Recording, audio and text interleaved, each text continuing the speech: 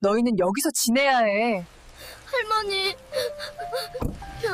우리 두고 가지 마요. 비가 내리고 있었습니다. 가을이라고 하기엔 유난히 차갑고 여름이라고 하기엔 너무 늦은 밤이었습니다. 어둠 속에서 한 대의 차가 천천히 멈춰 섰습니다. 차가 선 곳은 경기도 외곽 불빛 하나 없는 낡은 고아원 앞이었습니다. 뒷좌석 문이 열리자 작은 신발 두 켤레가 동시에 땅에 내려졌습니다. 7살 쌍둥이 남매 도윤과 할인. 아이들은 아무 말도 하지 않았습니다. 차 안 공기가 너무 이상했기 때문입니다. 차에서 내린 사람은 아이들에게 할머니라고 불리던 여자였습니다. 그녀의 얼굴엔 감정이 없었습니다. 너희는 여기서 지내야 해. 할머니, 우리 집에 가면 안 돼요? 도윤이 조심스럽게 물었습니다. 그 순간 여자의 입꼬리가 아주 미세하게 굳었습니다. 집은 이제 없다. 그리고는 아이들의 눈을 피한 채 차 문을 닫았습니다.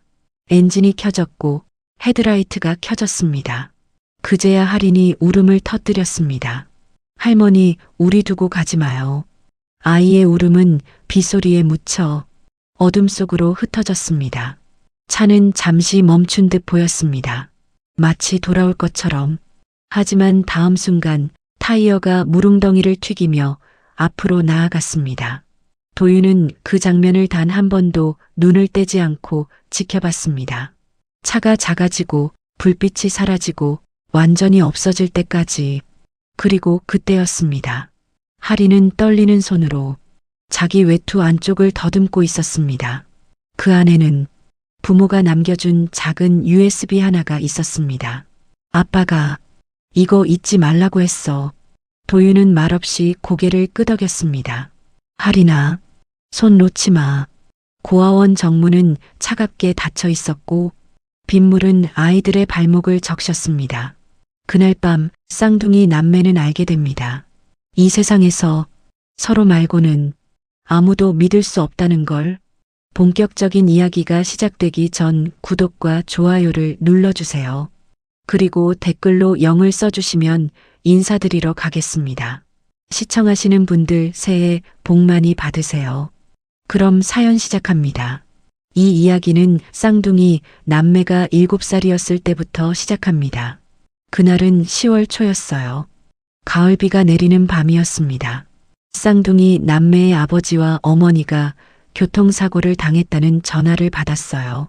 할머니가 도윤과 할인을 데리고 병원으로 달려갔습니다. 중환자실 앞에 도착했을 때 의사 선생님이 나오셨어요. 심각한 표정이었습니다. 할머니와 한참 이야기하시더니 고개를 저으셨어요. 도윤이는 그 의미를 알았습니다. 7살이었지만 알 수 있었어요. 중환자실 안으로 들어갔습니다. 아버지와 어머니가 나란히 누워 계셨어요. 온몸에 붕대를 감고 계셨고 기계 소리가 삐삐 울리고 있었습니다. 어머니는 이미 의식이 없으셨어요. 눈을 감고 계셨습니다. 아버지만 간신히 눈을 뜨고 계셨어요. 할머니가 아버지 손을 잡으셨습니다. 뭐라고 말씀하셨지만 도윤은 듣지 못했어요. 할인과 함께 어머니 옆에 서 있었으니까요. 간호사가 남매를 아버지 쪽으로 데려갔습니다. 아버지가 아이들을 보더니 손을 들어 올리셨어요. 떨리는 손이었습니다. 도윤은 그 손을 잡았고 할인도 잡았어요. 아버지가 입술을 움직이셨습니다. 목소리가 거의 들리지 않았어요. 도윤은 귀를 가까이 댔습니다. 도윤아, 할인아, 네 아빠. 집 서재 책장 뒤에 아버지가 숨을 몰아쉬셨습니다. 말하기가 힘드신 것 같았어요. USB가 있다. 도윤은 고개를 끄덕였습니다. 혹시 무슨 일이 생기면 아버지의 손에 힘이 들어갔어요. 그걸로 너희를 지켜. 네, 아빠. 아버지가 도윤을 보셨습니다. 그리고 할인을 보셨어요. 눈에서 눈물이 흘렀습니다. 미안하다. 너희 둘이서 그게 마지막이었어요. 아버지의 손에서 힘이 빠졌습니다. 기계 소리가 길게 울렸어요. 의사와 간호사들이 달려왔습니다. 도윤과 하리는 밖으로 나가야 했어요. 할머니가 남매를 복도로 데리고 나왔습니다.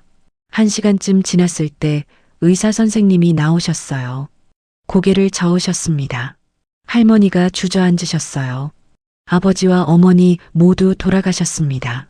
도윤은 쌍둥이 동생 하린의 손을 잡았어요. 하린은 울고 있었습니다. 도윤은 울지 않았어요. 울 수가 없었습니다. 장례식이 치러졌습니다. 사흘 동안 많은 사람들이 왔다 갔어요. 할머니는 계속 우셨습니다. 친척들도 왔습니다. 도윤과 하린은 영정사진 옆에 앉아 있었어요. 검은 옷을 입고 절을 받았습니다. 7살 아이가 하기엔 힘든 일이었지만 해야 했어요. 사람들이 남매를 보며 말했습니다. 불쌍하다고, 어리다고, 앞으로 어떻게 하냐고요. 할머니가 대답하셨어요. 자기가 키우겠다고 걱정하지 말라고요. 장례식이 끝나고 집으로 돌아왔습니다. 할머니 집이 아니라 도윤과 하린이 살던 집이었어요. 할머니가 당분간 여기서 지내자고 하셨습니다. 그날 밤 도윤과 하린은 함께 서재로 갔어요. 아버지가 말씀하신 USB를 찾아야 했습니다. 서재 문을 열었어요. 책장이 벽 한쪽을 가득 채우고 있었습니다. 아버지가 좋아하시던 공간이었어요. 책장 뒤를 살펴봤습니다. 책들을 하나씩 빼내며 찾았어요. 1시간쯤 지났을 때 하린이 작은 상자를 발견했습니다. 책장 제일 윗칸 뒤에 숨겨져 있었어요. 작은 나무 상자였습니다. 열어보니 USB 하나가 들어 있었어요. 도윤은 USB를 꺼내 들었습니다. 작고 검은색이었어요. 컴퓨터에 꽂아보려 했지만 하린이 말렸어요. 지금은 안 된다고, 할머니가 볼 수 있다고요. 하린 말이 맞았습니다. 도윤은 USB를 다시 상자에 넣고 제 방 책상 서랍 깊숙이 숨겼어요. 며칠이 지났습니다. 할머니는 남매와 함께 지내셨어요. 밥을 해주시고 학교도 보내주셨습니다. 친절하셨어요. 하지만 뭔가 이상했습니다. 할머니가 집안을 계속 뒤지시는 것 같았어요. 서재에 자주 들어가셨고 부모님 방도 뒤졌습니다. 무얼 찾으시는 것 같았어요. 어느 날 저녁이었습니다. 할머니가 남매를 부르셨어요. 거실에 앉으라고 하셨습니다. 도윤과 하린이 소파에 앉았어요. 도윤아, 하린아, 할머니가 할 말이 있어. 네, 할머니. 너희 아빠 엄마가 너희한테 뭐 남긴 거 없니? 도윤은 고개를 저었어요. 없어요. 정말? 아무것도? 네. 할머니가 도윤을 빤히 보셨어요. 의심하시는 것 같았습니다. 혹시 서재에서 뭐 가져온 거 없어? 없어요. 정말 없니? 네. 할머니가 한숨을 쉬셨어요. 그리고 다른 이야기를 하셨습니다. 할머니가 너희를 계속 키우기는 힘들 것 같아. 그 말에 하린이 고개를 들고 할머니를 봤어요. 도윤도 할머니를 봤습니다. 왜요? 할머니도 나이가 있고 재단 일도 바쁘고 너희 둘을 제대로 돌보기 어려울 것 같아. 그럼 어떻게 해요? 할머니가 잠시 말이 없으셨어요. 그러다 천천히 말씀하셨습니다. 좋은 곳을 알아봤어. 거기 가면 너희 또래 친구들도 많고. 하린이 울기 시작했습니다. 도윤이 하린의 손을 잡았어요. 언제 가요? 내일. 내일이요? 그래. 짐은 할머니가 싸뒀어. 남매는 아무 말도 하지 않았어요. 할 말이 없었습니다. 그날 밤 도윤은 USB를 꺼냈습니다. 가져가야 했어요. 이게 유일하게 남은 거였으니까요. 작은 가방에 옷 몇 벌과 USB를 넣었어요. 하린도 짐을 쌌습니다. 다음 날 아침 할머니가 남매를 차에 태웠어요. 기사님이 운전을 했고 할머니는 조수석에 앉으셨어요. 도윤과 하린은 뒷자리에 앉았습니다. 1시간쯤 달렸어요. 도시를 벗어나 외곽으로 갔습니다. 건물들이 점점 줄어들었어요. 차가 멈췄습니다. 고아원 앞이었어요. 큰 철문이 있었고 안쪽으로 건물이 보였습니다. 할머니가 차에서 내리셨어요. 도윤과 하린도 내렸습니다. 할머니가 짐을 꺼내 남매 앞에 놓으셨어요. 그리고 말씀하셨습니다. 너희는 여기서 지내야 해. 할머니, 할인이 울먹였어요. 할머니는 할인을 보지 않으셨습니다. 할머니, 우리 집에 가면 안 돼요? 도윤은 조심스럽게 물었습니다. 그 순간 할머니의 입꼬리가 아주 미세하게 굳었습니다. 집은 이제 없다. 그리고는 우리의 눈을 피한 채 차 문을 닫았어요. 도윤은 할인의 손을 꼭 잡았어요. 차가 출발했습니다. 남매는 그 자리에 서서 차가 멀어지는 걸 봤어요. 할인이 울음을 터뜨렸습니다. 할머니, 우리 두고 가지 마요. 할인의 울음은 빗소리에 묻혀 어둠 속으로 흩어졌습니다. 차는 잠시 멈춘 듯 보였습니다. 마치 돌아올 것처럼. 하지만 다음 순간 타이어가 무릉덩이를 튀기며 앞으로 나아갔습니다. 고아원 문이 열렸어요. 선생님이 나오셨습니다. 너희가 도윤이 할인이구나. 들어오렴. 도윤은 짐을 들고 할인의 손을 잡았어요. 고아원 안으로 들어갔습니다. 문이 닫혔어요. 그날부터 남매의 삶이 바뀌었습니다. 부모님은 돌아가셨고 할머니는 남매를 버렸어요. 7살 쌍둥이 남매는 그렇게 고아원에 남겨졌습니다. 그날 밤 도윤은 USB를 꺼내봤습니다. 고아원 컴퓨터실에 몰래 들어가서 확인했어요. 파일이 여러 개 있었습니다. 영상 파일, 문서 파일, 사진 파일들이었어요. 영상을 재생했습니다. 아버지가 나타났어요. 카메라를 보며 말씀하고 계셨습니다. 도윤아, 할인아, 이 영상을 보고 있다면 아빠는 아마 없을 거야. 도윤은 화면을 뚫어져라 봤어요. 미안하다. 아빠가 너희를 지켜주지 못해서. 아버지의 목소리가 떨렸습니다. 이 USB 안에는 중요한 게 들어있어. 할머니가 만약 이상한 선택을 하면 이걸로 너희를 지켜. 집 서재 구조도 있고 재산 정보도 있고 유언장도 있어. 그리고 아버지가 잠시 멈추셨어요. 할머니를 조심해라. 할머니는 돈을 너무 사랑하셔. 영상이 끝났습니다. 도윤은 USB를 빼서 주머니에 넣었어요. 그리고 생각했습니다. 언젠가 이걸로 할머니를 이길 거라고요. 도윤은 할인에게 돌아갔습니다. 할인은 침대에 누워 울고 있었어요. 도윤은 할인 옆에 앉았습니다. 할인아, 오빠, 우리 같이 나가자. 나중에 꼭 같이. 어떻게? 준비하면 돼. 하나도 빠지면 안 돼. 같이 나가야 해. 할인이 고개를 끄덕였어요. 그리고 복수하자. 할머니한테. 복수? 응. 우릴 버린 거 갚아줘야지. 할인이 도윤을 바라봤어요. 눈물 범벅인 얼굴이었습니다. 같이? 응. 같이. 그날 밤부터 쌍둥이 남매의 준비가 시작됐습니다. 생존이 아니라 복수를 위한 준비였어요. 고아원에서의 첫 아침이 밝았습니다. 기상종이 울렸어요. 6시였습니다. 도윤은 이미 깨어 있었어요. 할인도 깨어 있었습니다. 둘 다 잠을 제대로 못 잤거든요. 아이들이 하나둘 일어났습니다. 15명쯤 됐어요. 모두 또래 아이들이었습니다. 다 같이 세면장으로 향했어요. 세수를 하고 식당으로 갔습니다. 긴 테이블에 아이들이 앉았어요. 밥과 국이 나왔습니다. 맛은 없었지만 먹었어요. 선생님이 남매를 소개시켰습니다. 서도윤, 서아린 쌍둥이 남매라고요. 아이들이 남매를 쳐다봤습니다. 호기심 어린 눈빛도 있었고 무관심한 눈빛도 있었어요. 식사가 끝나고 학교에 갔습니다. 고아원에서 가까운 초등학교였어요. 도윤과 할인은 1학년이었습니다. 수업을 들었지만 집중할 수 없었어요. 계속 어제 일이 떠올랐습니다. 할머니가 남매를 차에서 내려놓고 떠나던 모습, 점점 작아지던 차, 닫히던 고아원 문이요. 할인은 더 힘들어했어요. 쉬는 시간마다 화장실에 가서 울었습니다. 괜찮아. 우리 같이 있잖아. 할인이 고개를 끄덕였어요. 눈물을 닦았습니다. 학교가 끝나고 고아원으로 돌아왔습니다. 숙제를 하고 저녁을 먹고 자유시간이 주어졌어요. 아이들은 놀이방에서 놀았습니다. 도윤은 할인과 함께 구석에 앉았어요. 다른 아이들과 섞이고 싶지 않았습니다.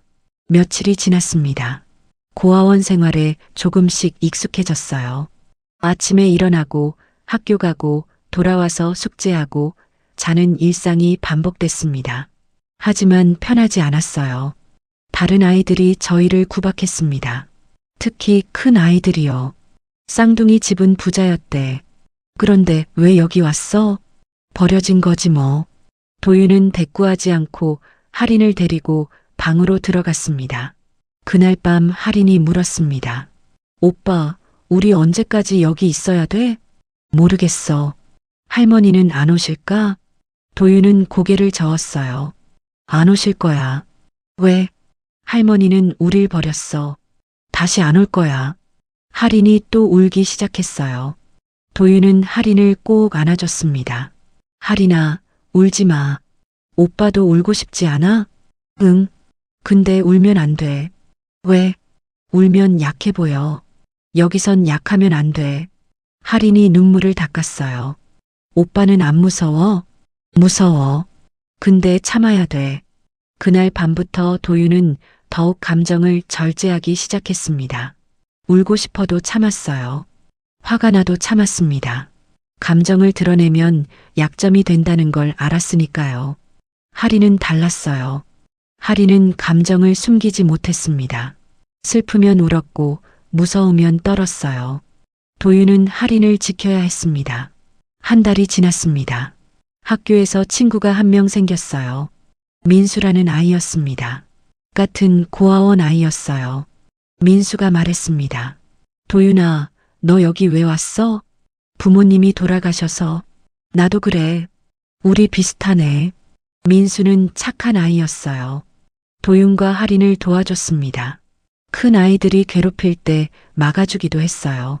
하지만 도윤은 민수에게도 마음을 열지 않았습니다. 친구가 필요하지 않았어요. 할인만 있으면 됐습니다. 석 달이 지났습니다. 도윤은 밤마다 USB를 꺼내봤어요. 컴퓨터실에 몰래 들어가서 파일들을 확인했습니다. 아버지가 남긴 문서들이었어요. 재산 목록, 부동산 정보, 회사 지분, 은행 계좌 번호들이 적혀 있었습니다. 숫자가 엄청났어요. 1,000억 원이 넘었습니다. 그리고 유언장도 있었어요. 아버지가 직접 쓰신 유언장이었습니다. 내 모든 재산은 아들 서도윤과 딸 서아린에게 동등하게 분배한다. 단 만 18세가 될 때까지는 법정 후견인이 관리하되 아이들의 교육과 양육에만 사용할 것. 도윤은 그 문서를 읽고 또 읽었어요. 그리고 깨달았습니다. 할머니가 왜 저희를 버렸는지요. 재산 때문이었어요. 아버지의 재산을 독차지하려고 남매를 없앤 거였습니다. 도윤은 분노가 치밀어 올랐어요. 하지만 참았습니다. 지금은 아무것도 할 수 없었으니까요. 6개월이 지났습니다. 도윤은 고아원에서 가장 조용한 아이가 됐어요. 말을 거의 하지 않았습니다. 감정도 드러내지 않았어요. 선생님들이 걱정했습니다. 상담도 받았지만 도윤은 괜찮다고만 말했습니다. 할인은 반대였어요. 할인은 감정이 풍부했습니다. 잘 웃었고 잘 울었어요. 친구들과도 잘 지냈습니다. 하지만 할인에게는 특별한 능력이 있었어요. 기억력이었습니다. 할인은 아버지와 어머니가 했던 말을 하나도 잊지 않았어요. 병원에서 했던 말, 집에서 했던 말, 모든 걸 기억했습니다. 어느 날 밤 할인이 말했습니다. 오빠 엄마가 그랬어. 할머니 조심하라고. 언제? 병원 가기 일주일 전쯤. 나한테만 살짝 말했어. 뭐라고 하셨는데? 할머니는 돈을 너무 좋아하신다고. 조심하라고. 도윤은 고개를 끄덕였어요. 엄마 말이 맞았어. 응. 할인이 계속 말했습니다. 아빠도 그랬어. 서재에 중요한 게 있다고. 혹시 모르니까 기억해 두라고. 다 기억해? 응. 하나도 안 잊어버렸어. 할인의 기억력은 무기였어요. 나중에 필요할 거였습니다. 1년이 지났습니다. 도윤과 할인은 이제 8살이 됐어요. 고아원 생활에 완전히 적응했습니다. 학교도 잘 다녔어요. 성적도 좋았습니다. 도윤과 하린 모두 반에서 1등을 했어요. 선생님들이 칭찬했습니다. 똑똑하다고, 장래가 촉망된다고요. 하지만 도윤은 공부를 미래를 위해 하는 게 아니었어요. 복수를 위해 했습니다. 똑똑해져야 할머니를 이길 수 있었으니까요. 밤마다 하린과 약속했습니다. 하린아, 우리 같이 나가자. 하나도 빠지면 안 돼. 응, 오빠. 그리고 할머니한테 꼭 복수하자. 어떻게? 나중에 다 빼앗는 거야. 할머니가 우리한테서 빼앗은 것처럼. 하린이 고개를 끄덕였어요. 오빠, 나 무서워. 뭐가? 복수 같은 거. 우리가 할 수 있을까? 도윤은 하린의 손을 잡았습니다. 할 수 있어. 우리 같이 있잖아. 갇히면 할 수 있어? 응. 갇히면 뭐든지 할 수 있어. 2년이 지났습니다. 도윤과 하린은 9살이 됐어요. 고아원에서 가장 침착한 아이가 됐습니다. 다른 아이들이 싸우면 말렸고 누가 울면 위로했습니다. 선생님들이 저를 의지했어요. 하지만 저는 감정이 없는 게 아니었어요. 감정을 숨기는 법을 배운 거였습니다. 세상과 싸우려면 강해져야 했으니까요. 하린은 여전히 감정적이었어요. 하지만 하린도 변했습니다. 예전처럼 쉽게 울지 않았어요. 하린은 대신 기억에 집중했습니다. 부모님이 했던 말, 할머니가 했던 행동, 모든 걸 노트에 적었어요. 어느 날 하린이 노트를 보여줬습니다. 오빠, 이거 봐. 노트에는 할머니에 대한 기록이 빼곡했어요. 할머니가 고아원에 데려온 날짜, 했던 말, 표정까지 적혀 있었습니다. 대단하다. 나중에 필요할 것 같아서. 그래, 잘했어. 그렇게 6년이 지났습니다. 밤마다 하린과 이야기를 나눴어요. 하린아, 우리 얼마나 더 기다려야 할까? 7년. 왜 7년? 성인이 되려면 7년 더 기다려야 해. 그때 되면 법적으로 할 수 있는 게 많아져. 그럼 그때까지 참아야 하는 거야? 응. 참고 준비해야 돼. 저는 고개를 끄덕였어요. 시간이 지나 남매는 17살이 됐어요. 고등학교 2학년이었습니다. 이제 1년만 있으면 성인이 됐어요. 법적으로 할 수 있는 일이 많아질 거였습니다. 도윤은 경영학을 공부했어요. 투자, 회계, 경제를 배웠습니다. 하린은 법학을 공부했어요. 법률, 소송, 증거에 대해 배웠습니다. 남매는 각자의 역할을 준비하고 있었어요. 그 후로 12년이 더 흘렀습니다. 서도윤은 32살이 됐어요. 투자회사를 운영하고 있었습니다. 작은 회사였지만 수익률이 높았어요. 업계에서 조용히 이름을 알리고 있었습니다. 서아리는 기록 연구원이 됐어요. 과거 문서를 복원하고 분석하는 일을 했습니다. 병원 기록, 법원 문서, 오래된 계약서들을 다루는 전문가였어요. 두 사람은 각자의 분야에서 경력을 쌓았습니다. 하지만 진짜 목표는 따로 있었어요. 할머니 김옥분에 대한 복수였습니다. 김옥분은 여전히 재단 이사장이었어요. 78세가 됐지만 정정했습니다. 재단은 더 커졌고 산하 기업들도 늘어났어요. 김옥분은 독실한 신자로 알려져 있었습니다. 매주 교회에 나갔고 기부도 많이 했어요. 사람들은 그녀를 인자한 노인이라고 생각했습니다. 하지만 도윤과 하린은 알고 있었어요. 그 가면 뒤에 무엇이 숨어 있는지요. 어느 월요일 아침이었습니다. 도윤이 사무실에 앉아 있었어요. 모니터 3개가 책상 위에 놓여 있었습니다. 주식 차트와 재무제표가 화면을 가득 채우고 있었어요. 전화가 울렸습니다. 하린이었어요. 오빠, 나야. 응. 김옥분 재단 산하 기업 목록 정리했어. 이메일로 보낼게. 고마워. 그리고 오빠, 병원 기록 찾았어. 도윤의 손이 멈췄습니다. 어떤 거? 25년 전 아빠, 엄마 사고 당일 기록. 응급실 접수 시간, 보호자 서명, 전부 다. 김옥분 서명도 있어? 응, 있어. 그리고 이상한 점도 발견했어. 뭔데? 병원비 정산 기록이야. 사고 다음 날 아빠 계좌에서 큰 돈이 빠져나갔어. 김옥분 계좌로. 도윤이 눈을 가늘게 떴습니다. 얼마나? 5억. 사고 다음 날에? 응. 아빠 엄마가 아직 중환자실에 있을 때. 도윤이 입술을 깨물었어요. 증거 확보해도. 이미 했어. 스캔 파일 다 저장했어. 잘했어. 통화를 끝내고 도윤은 화면을 응시했습니다. 김옥분 재단 산하 기업 목록이 떠올랐어요. 건설회사, 유통회사, 부동산 개발회사까지 총 5개였습니다. 도윤은 그중 하나를 골랐어요. 부동산 개발회사였습니다. 주식을 조금씩 사들이기 시작했어요. 눈에 띄지 않게 천천히요. 3개월이 지났습니다. 도윤은 이미 그 회사 지분의 8%를 확보했어요. 아직 큰 주주는 아니었지만 무시할 수 없는 규모였습니다. 하리는 계속 기록을 모았어요. 고아원 입소 기록, 김옥분이 서명한 서류, 보호자 포기 각서까지 전부 찾아냈습니다. 어느 금요일 저녁 2사람이 만났어요. 하린의 사무실이었습니다. 책과 서류가 가득한 작은 공간이었어요. 도윤이 들어섰습니다. 하린이 책상에서 일어났어요. 오빠 봐. 하린이 파일 하나를 건넸습니다. 두꺼운 파일이었어요.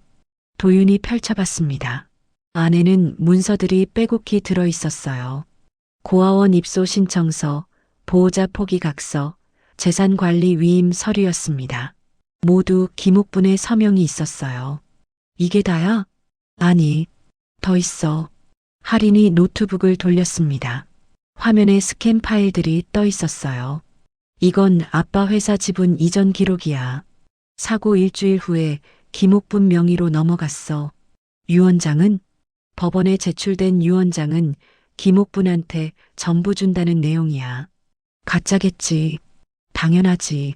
아빠가 USB에 남긴 진짜 유언장이랑 완전히 달라. 도윤이 고개를 끄덕였어요. 증거는 충분해? 충분해. 위조 유언장, 재산 횡령, 아동 유기까지 다 입증할 수 있어. 좋아. 도윤이 파일을 덮었습니다. 이제 움직이자. 어떻게? 2갈래로 가는 거야. 나는 기업 쪽에서, 너는 법률 쪽에서. 하린이 고개를 끄덕였어요. 다음 주부터 공격이 시작됐습니다. 도윤은 김옥분 재단 산하 기업들의 주식을 더 사들였어요. 공격적으로 매수했습니다. 한 달 만에 지분율이 15%까지 올라갔어요. 이사회에서 목소리가 나오기 시작했습니다. 누가 이렇게 많이 사들이고 있습니까? 조사해봤는데 서도윤이라는 투자자입니다. 서도윤? 처음 듣는 이름인데 젊은 투자자라고 합니다. 수익률이 높기로 유명하다고요. 김옥분이 그 이름을 들었을 때 표정이 굳었습니다. 서도윤. 그 성씨가 익숙했어요. 하지만 확신할 수 없었습니다. 김옥분이 비서에게 지시했어요. 서도윤이라는 사람 조사해. 네, 이사장님. 사흘 후 보고서가 올라왔습니다. 서도윤, 32세, 투자회사 대표, 고아원 출신. 김옥분의 손이 떨렸어요. 고아원 출신. 설마. 김옥분이 다시 물었습니다. 가족관계는? 쌍둥이 여동생이 있다고 합니다. 서아린, 기록연구원으로 일하고 있습니다. 김옥분이 의자에 주저앉았어요. 서도윤, 서아린. 25년 전 고아원에 버린 그 아이들이었습니다. 김옥분이 급히 전화를 걸었어요. 변호사였습니다. 즉시 만나야겠어. 급한 일이야. 그날 오후 김옥분은 변호사 사무실에 갔어요. 무슨 일이십니까? 25년 전 내가 처리한 일이 있어. 손주들 고아원에 보낸 거. 네, 기억합니다. 그 아이들이 돌아왔어. 변호사의 얼굴이 굳었습니다. 어떻게 하셨습니까? 지금 우리 회사 주식을 사들이고 있어. 그 아이가 법적으로 문제될 게 있습니까?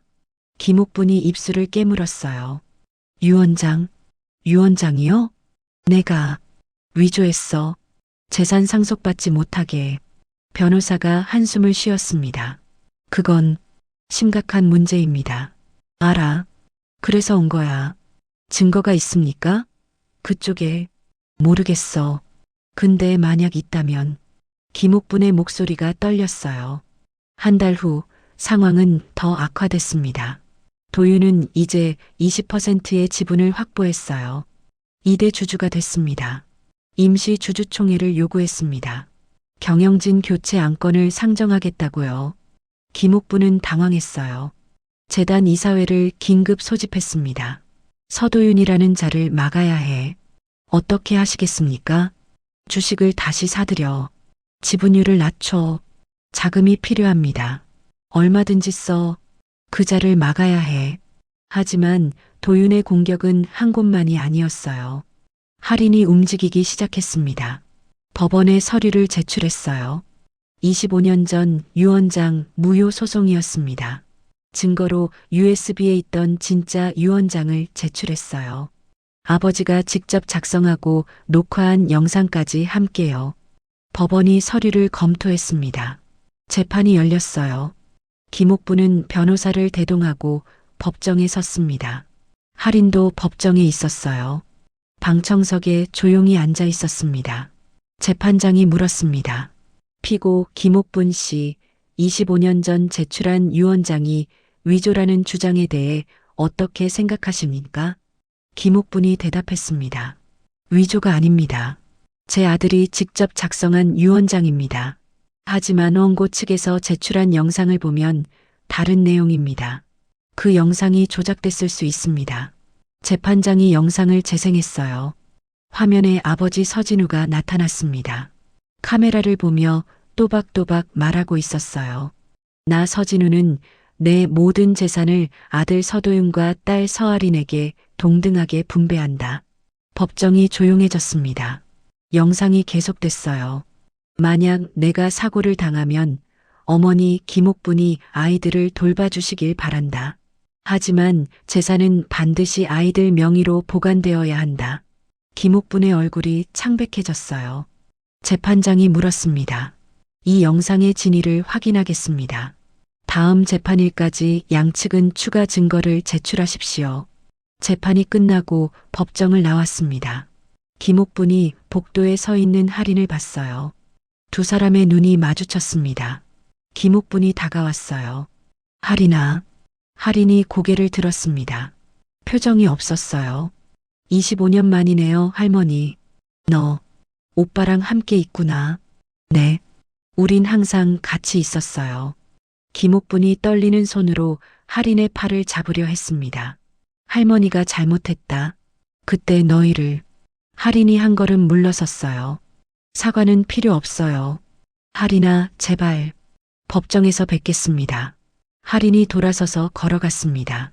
김옥부는 그 자리에 서서 할인의 뒷모습을 봤어요. 무릎에 힘이 풀렸습니다. 2달 후 상황은 더욱 악화됐습니다. 도윤은 이제 25%의 지분을 확보했어요. 그리고 주주총회를 열었습니다. 안건은 김옥분의 이사장직 해임이었어요. 주주총회장에 사람들이 모였습니다. 긴장감이 감돌았어요. 도윤이 단상에 올랐습니다. 처음으로 김옥분과 대면하는 자리였어요. 김옥분이 도윤을 봤습니다. 25년 만에 보는 얼굴이었어요. 7살 때 고아원에 버린 그 아이가 어른이 돼 있었습니다. 도윤이 입을 열었어요. 안녕하십니까? 주주 서도윤입니다. 오늘 이 자리에 온 이유는 간단합니다. 경영진 교체를 요구하기 위해서입니다. 주주들이 웅성거렸습니다. 현 이사장 김옥분 씨의 경영 방식에 문제가 많습니다. 재단 자금이 불투명하게 사용되고 있고 산하 기업들의 수익성도 떨어지고 있습니다. 도윤이 자료를 제시했어요. 그래프와 표가 화면에 떴습니다. 지난 5년간 수익률을 보시면 알 수 있습니다. 계속 하락하고 있습니다. 김옥분이 일어났어요. 당신이 누군지 알아? 서도윤. 내 손자잖아. 주주총회장이 술렁였습니다. 도윤이 김옥분을 똑바로 봤어요. 맞습니다. 저는 할머니 손자입니다. 25년 전 고아원에 버려진. 도윤아, 그리고 오늘 여기 온 이유는 개인적 감정 때문이 아닙니다. 주주로서의 권리를 행사하기 위해서입니다. 김옥분이 할 말을 잃었어요. 도윤이 계속 말했습니다. 투표를 시작하겠습니다. 김옥분 이사장 해임권에 찬성하시는 분은 거수해 주십시오.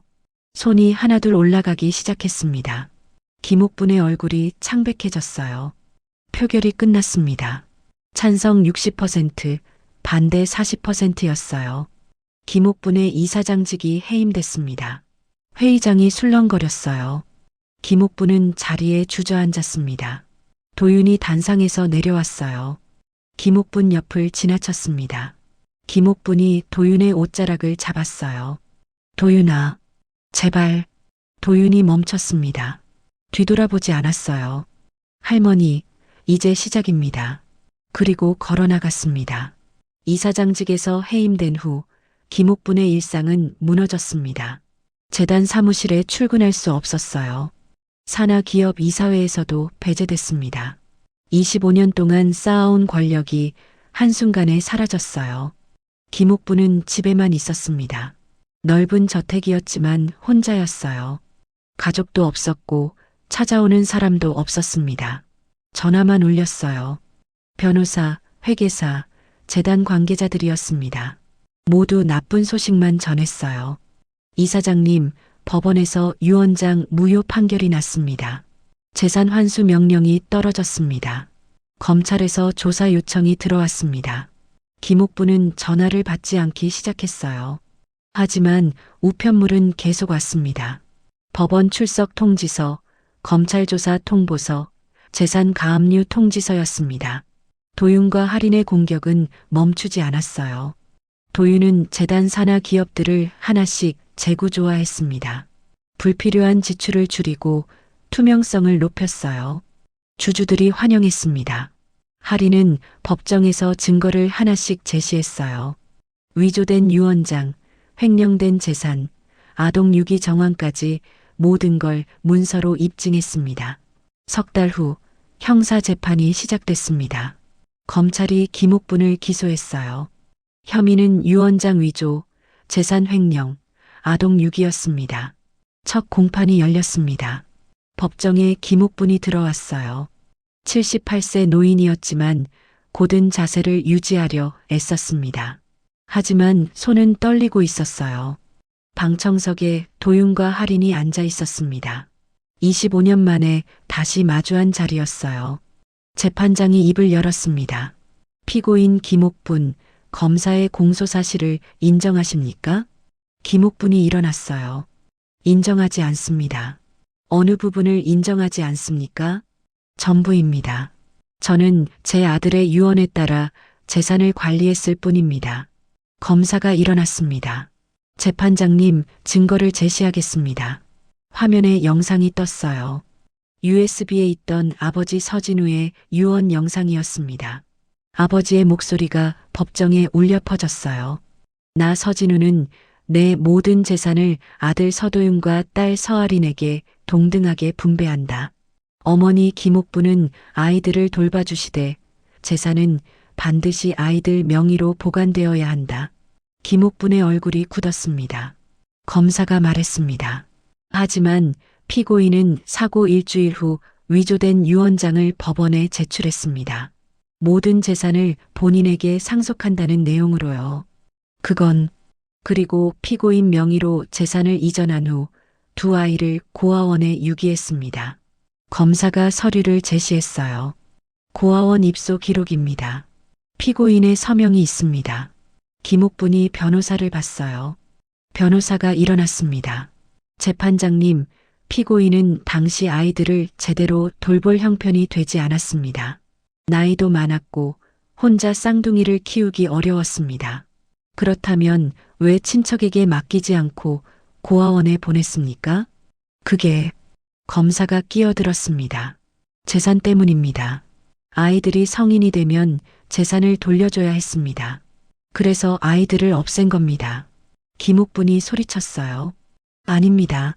저는 그 아이들을 사랑했어요.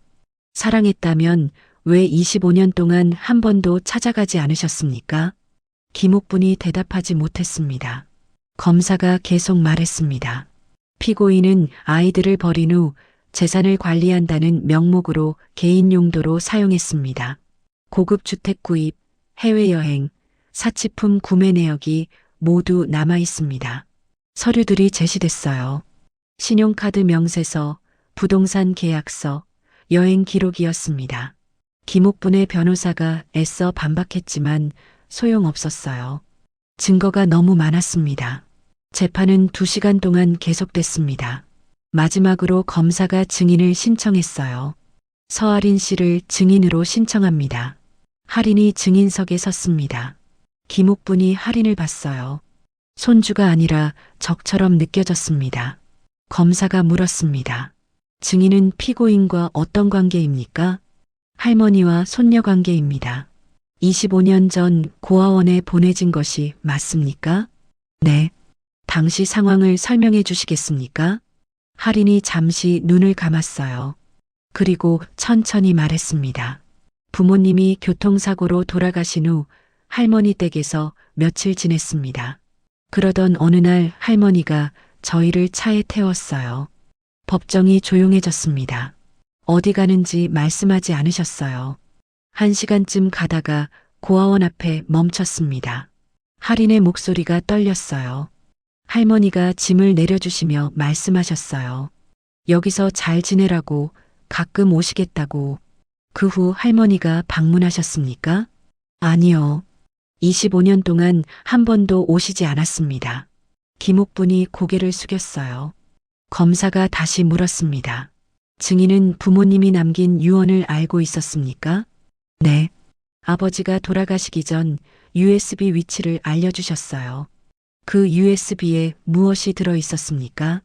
진짜 유언장, 재산 목록, 그리고 할머니를 조심하라는 아버지의 말씀이 있었습니다. 방청석이 술렁거렸습니다. 할인이 계속 말했어요. 아버지는 영상에서 이렇게 말씀하셨어요. 혹시 할머니가 이상한 선택을 하면 이 USB로 우릴 지키라고. 아버지는 이미 알고 계셨던 거예요. 할머니가 무슨 짓을 할지. 김옥분의 얼굴이 창백해졌습니다. 검사가 마지막으로 물었습니다. 증인은 지난 25년을 어떻게 보냈습니까? 할인이 잠시 멈췄어요. 그리고 조용히 대답했습니다. 오빠와 함께 버텼습니다. 고아원에서, 학교에서, 사회에서요. 힘들지 않았습니까? 힘들었어요. 하지만 포기하지 않았습니다. 왜입니까? 할인이 김옥분을 봤어요. 진실을 밝히기 위해서였습니다. 김옥분과 할인의 눈이 마주쳤습니다. 할인이 천천히 말했어요. 우릴 버린 건 돈 때문이었고 지운 건 사랑이었어요. 그 한마디에 법정이 완전히 조용해졌습니다. 김옥분의 눈에서 눈물이 흘렀어요. 하지만 아무도 동정하지 않았습니다. 재판장이 말했습니다. 증인은 자리로 돌아가십시오. 할인이 증인석에서 내려왔어요.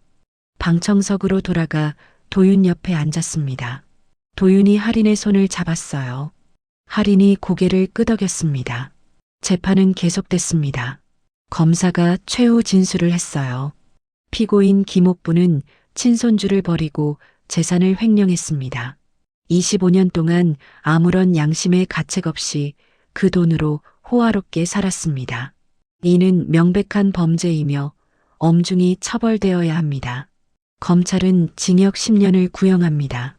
김옥분이 비틀거렸어요. 변호사가 부축했습니다. 변호사가 최후 변론을 했지만 설득력이 없었어요. 재판장이 말했습니다.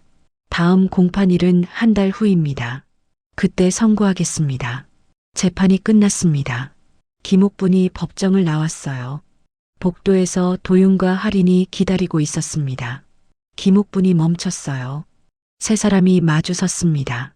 김옥분이 떨리는 목소리로 말했습니다. 미안하다.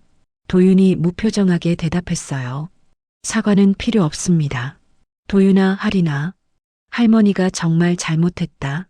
할인이 고개를 저었어요. 이제 와서 후회해도 소용없어요. 제발 용서해다오. 도윤이 한 걸음 다가갔습니다. 할머니, 우린 용서하러 온 게 아니에요. 그럼 진실을 밝히러 왔어요. 그게 전부입니다. 김옥분이 주저앉을 것 같았어요. 변호사가 황급히 부축했습니다. 도윤과 할인이 돌아서서 걸어갔습니다. 김옥분은 그 자리에 서서 두 사람의 뒷모습을 봤어요. 7살 때 고아원에 버린 아이들이었습니다. 이제 어른이 돼서 돌아왔고 할머니의 세상을 무너뜨렸어요. 김옥분이 무릎을 꿇었습니다. 복도 한가운데에서요. 미안하다. 정말 미안하다. 하지만 아무도 돌아보지 않았습니다. 한 달 후 선고 공판이 열렸습니다. 법정에 다시 사람들이 모였어요. 언론도 취재를 나왔습니다. 재단 이사장의 추락이 큰 화제였거든요. 재판장이 입장했습니다. 피고인 김옥분, 일어서십시오. 김옥분이 일어났어요. 많이 수척해져 있었습니다. 재판장이 판결문을 읽기 시작했습니다. 피고인은 친손주를 유기하고 재산을 횡령한 사실이 명백히 인정됩니다. 유언장 위조, 아동 유기, 업무상 횡령 혐의로 징역 8년을 선고합니다. 법정이 술렁거렸습니다. 김옥분의 다리에 힘이 풀렸어요. 변호사가 부축했습니다. 재판장이 계속 말했습니다. 또한 횡령한 재산은 전액 피해자에게 환수하도록 명합니다. 이상 선고를 마칩니다. 망치 소리가 울렸어요. 김옥분이 그 자리에 주저앉았습니다. 징역 8년. 78세 노인에게는 사실상 종신형이나 다름없었어요. 법정을 나가며 김옥분이 마지막으로 도윤과 할인을 봤습니다. 두 사람은 나란히 서 있었어요. 손을 잡고 있었습니다. 김옥분이 입을 열려 했지만 목소리가 나오지 않았어요. 교도관이 김옥분을 데리고 나갔습니다. 도윤과 할인은 그 모습을 조용히 지켜봤어요. 법정 밖으로 나왔습니다. 기자들이 몰려들었어요. 서도윤 씨, 소감 한마디 해주십시오. 복수에 성공한 기분이 어떻습니까? 도윤이 마이크 앞에 섰습니다. 복수가 아닙니다. 정의였습니다. 25년 동안 준비하신 이유가 뭡니까? 진실을 밝히기 위해서였습니다. 할인도 한마디 했어요. 우린 피해자였지만 약자는 아니었습니다. 함께 버텼고 함께 이겼습니다. 기자들이 더 질문하려 했지만 두 사람은 걸어나갔습니다. 건물 밖 계단에 섰어요. 햇살이 눈부셨습니다. 도윤이 할인을 봤어요. 끝났어. 응, 끝났어. 후회 없어? 없어. 오빠는? 나도. 두 사람이 계단을 내려갔습니다. 25년간의 긴 싸움이 끝났어요. 선고가 끝난 지 한 달이 지났습니다. 도윤과 할인은 법원의 재산 환수 절차를 밟고 있었어요. 아버지가 남긴 재산이 돌아오고 있었습니다. 부동산, 회사 지분, 은행 계좌까지 모든 것이 원래 주인에게 돌아갔어요. 하지만 두 사람은 그 돈을 자신들을 위해 쓰지 않았습니다. 어느 토요일 오후였습니다. 도윤과 할인이 차를 타고 어딘가로 향했어요. 1시간쯤 달렸습니다. 차가 멈춘 곳은 고아원 앞이었어요. 25년 전 버려졌던 바로 그 고아원이었습니다. 두 사람이 차에서 내렸어요. 철문이 여전히 그 자리에 있었습니다. 할인이 문을 보며 말했어요. 여기 그대로네. 응, 하나도 안 변했어. 두 사람이 안으로 들어갔습니다. 원장 선생님이 나왔어요. 60대 중반쯤 돼 보이는 여자였습니다. 어서 오세요. 서도윤 씨, 서아린 씨 맞으시죠? 네. 안녕하세요. 연락받고 기다리고 있었어요. 들어오세요. 원장실로 안내받았습니다. 작은 방이었지만 깔끔했어요. 차가 나왔습니다. 원장이 말했어요. 재판 소식 들었습니다. 힘드셨겠어요. 괜찮습니다. 두 분이 여기 계셨을 때가 기억나요. 항상 손잡고 다니던 쌍둥이였죠. 할인이 미소 지었어요. 기억해 주셔서 감사합니다. 그런데 오늘은 무슨 일로 오셨어요? 도윤이 가방에서 서류를 꺼냈습니다. 제안이 있어서 왔습니다. 제안이요? 이 고아원을 저희가 인수하고 싶습니다. 원장의 눈이 커졌어요. 인수요? 네. 재단을 만들어서 이곳을 운영하려고 합니다. 도윤이 서류를 펼쳤어요. 시설을 현대화하고 교육 프로그램을 확대하고 아이들에게 더 나은 환경을 제공하려고 합니다. 원장이 서류를 받습니다. 상세한 계획이 적혀 있었어요. 이건 엄청난 규모인데요. 아버지가 남긴 재산을 쓰려고 합니다. 할인이 말을 이었어요. 우리가 이곳에서 받은 걸 돌려주고 싶어요. 다른 아이들이 우리처럼 외롭지 않게요. 원장의 눈에 눈물이 고였습니다. 정말 고마운 제안입니다. 선생님께서 계속 원장으로 계셔 주셨으면 합니다. 아이들을 가장 잘 아시니까요. 제가요? 네. 저희는 재정 지원과 운영 시스템만 맡겠습니다. 원장이 한참 서류를 들여다봤어요. 그리고 고개를 끄덕였습니다. 좋습니다. 함께 하겠습니다. 세 사람이 악수했어요. 2달 후 고아원은 완전히 달라졌습니다. 낡은 건물이 수리됐어요. 방마다 새 가구가 들어왔고 놀이방도 넓어졌습니다. 교육 프로그램이 시작됐어요. 음악, 미술, 체육 선생님들이 왔습니다. 아이들은 좋아했어요. 도윤과 하리는 한 달에 한 번씩 고아원을 방문했습니다. 아이들과 이야기를 나누고 필요한 게 있는지 물었어요. 어느 토요일이었습니다. 도윤이 아이들 앞에서 강연을 했어요. 작은 강당에 아이들이 모였습니다. 안녕하세요.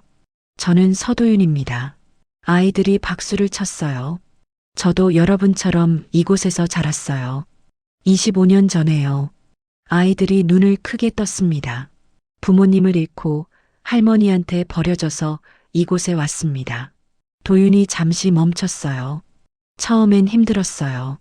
슬펐고 외로웠고 화도 많이 났습니다. 아이들이 고개를 끄덕였어요.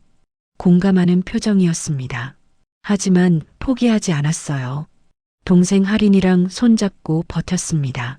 하린이 옆에서 미소 지었어요. 그리고 준비했어요. 공부하고 계획 세우고 하나씩 해나갔습니다. 여러분도 할 수 있어요.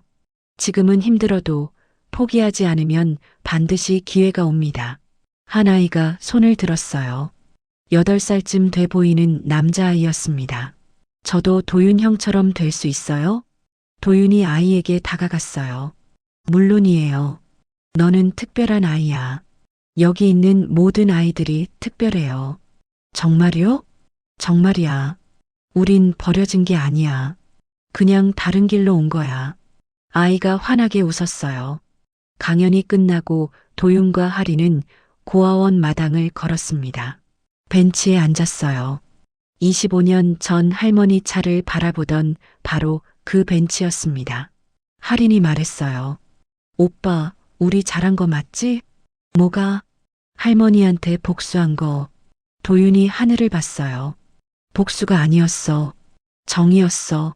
그래도 가끔 미안한 마음도 들어. 왜? 할머니도 결국 외로웠을 거 아냐? 가족도 없고 혼자 감옥에 계시잖아. 도윤이 할인을 봤어요. 넌 너무 착해. 오빠는 안 그래? 나는 잘 모르겠어. 미안하지는 않아. 할머니가 우리한테 한 짓을 생각하면. 응. 두 사람이 한참 말없이 앉아 있었어요. 도윤이 입을 열었습니다. 하린아, 근데 우리 이제 뭐 하지? 뭐? 복수도 끝났잖아. 이제 뭘 하며 살아야 할까? 하린이 생각했어요. 그냥 평범하게 살면 안 돼? 평범하게? 응. 일하고 사람 만나고 행복하게. 도윤이 웃었어요. 우리가 평범하게 살 수 있을까? 왜 안 돼? 이제는 할 수 있을 것 같은데. 도윤이 고개를 끄덕였습니다. 그래, 해보자. 평범하게. 석 달 후 도윤은 새로운 프로젝트를 시작했습니다. 고아원 출신 청년들을 위한 창업 지원 프로그램이었어요. 자금을 지원하고 멘토링을 해주고 사무실도 제공했습니다. 첫 번째 지원자가 5명이었어요. 모두 고아원에서 자란 청년들이었습니다. 도윤이 그들을 만났어요. 여러분이 하고 싶은 일을 하세요. 저는 지원만 할게요. 한 청년이 물었습니다. 왜 저희를 도와주세요? 제가 받은 걸 돌려주는 거예요. 받은 게 뭔데요? 고아원에서 버려지셨잖아요. 도윤이 미소 지었어요. 버려진 게 아니라 단련된 거였어요. 그래서 강해질 수 있었죠. 청년들이 고개를 끄덕였습니다. 하리는 법률자문센터를 열었어요. 고아원 출신들이 사회에 나가서 겪는 법률 문제를 무료로 도와줬습니다. 계약서 검토, 임대차 분쟁, 임금 체불 문제까지 다양한 상담을 했어요. 어느 날 한 여성이 찾아왔습니다. 25살쯤 돼 보였어요. 저 고아원 출신인데요. 회사에서 임금을 안 줘요. 할인이 자리를 권했습니다. 앉으세요. 자세히 얘기해 주세요. 여성이 상황을 설명했어요. 석 달째 월급을 못 받았다고 했습니다. 할인이 서류를 검토했어요. 이건 명백한 임금 체불이에요. 고소할 수 있어요. 정말요? 근데 저 돈이 없어서 무료로 도와드릴게요. 정말요? 네. 우리 센터는 고아원 출신들을 위한 곳이에요. 여성의 눈에 눈물이 고였습니다. 감사합니다. 정말 감사해요. 할인이 손을 잡아줬어요. 괜찮아요. 우리 같이 해결해요. 1년이 지났습니다. 도윤의 창업 지원 프로그램은 성공했어요.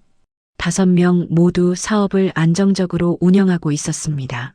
할인의 법률 자문센터도 바빴어요.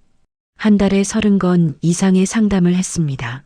두 사람은 여전히 바빴지만 행복했어요. 어느 일요일 오후 두 사람이 카페에서 만났습니다. 커피를 마시며 이야기를 나눴어요. 할인이 물었습니다. 오빠, 할머니 면회 갈 거야? 도윤이 커피를 내려놓았어요. 왜 갑자기? 궁금해서. 한 번도 안 갔잖아. 갈 생각 없어. 나도.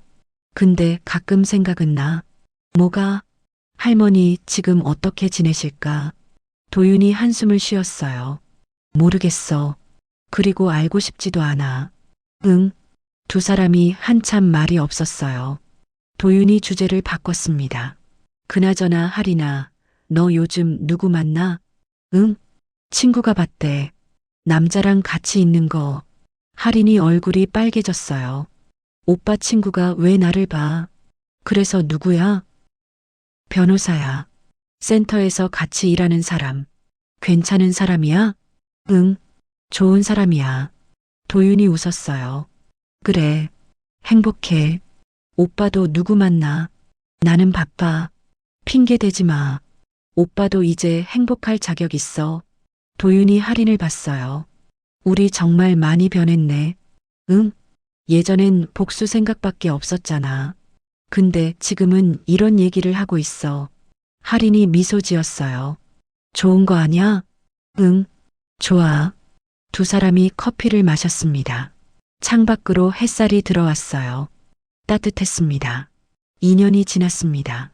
도윤은 고아원 재단 이사장이 됐어요. 전국 5곳의 고아원을 운영하고 있었습니다. 할인은 결혼했어요. 센터에서 만난 변호사와요. 조촐한 결혼식이었지만 행복했습니다. 결혼식에 도윤이 축사를 했어요. 신부 서아리는 제 동생입니다. 평생 제 옆에 있었던 사람이에요. 할인이 눈물을 닦았어요. 우린 7살 때 고아원에 버려졌습니다. 그때부터 지금까지 항상 같이 있었어요.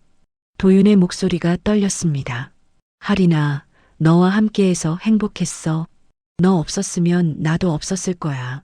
이제 새로운 가족을 만들잖아. 행복하게 살아. 사랑해. 할인이 일어나서 도윤을 안았어요. 두 사람 모두 울고 있었습니다. 하객들이 박수를 쳤어요. 피로연이 끝나고 도윤이 밖으로 나왔습니다. 혼자 서서 하늘을 봤어요. 별이 떠 있었습니다. 도윤이 중얼거렸어요. 아빠, 엄마, 우리 잘 살고 있어요. 걱정하지 마세요. 바람이 불었습니다. 따뜻한 바람이었어요. 3년 후 도윤도 결혼했습니다. 고아원에서 자원봉사를 하던 여성과 사랑에 빠졌어요. 결혼식에 할인이 축사를 했습니다. 오빠는 제 영웅이었어요. 7살 때부터 지금까지요. 오빠가 있어서 제가 있을 수 있었어요. 감사합니다. 이제 행복하세요. 오빠도 그럴 자격이 있어요. 도윤이 눈물을 닦았어요. 결혼식 후 도윤과 할인이 잠시 단둘이 이야기를 나눴습니다. 할인아, 응, 오빠. 우리 정말 멀리 왔다. 응, 정말 멀리. 후회 없어? 하나도. 오빠는? 나도. 두 사람이 웃었어요. 오빠 기억나? 고아원에서 했던 약속. 응, 같이 나간다. 하나라도 빠지면 복수도 없다. 우리 지켰어. 응, 끝까지. 두 사람이 손을 잡았습니다. 25년 전 고아원 앞에서 잡았던 그 손이었어요. 놓지 않았던 손이었습니다. 그리고 앞으로도 놓지 않을 손이었어요. 서도윤과 서아린. 7살에 버려진 쌍둥이는 함께 어른이 됐습니다. 이제 함께 행복하게 살아갈 거였어요. 이 이야기를 끝까지 시청해 주셔서 감사합니다. 마음에 와닿으셨다면 좋아요와 구독으로 표현해 주세요. 그럼 다음 영상에서 만나요.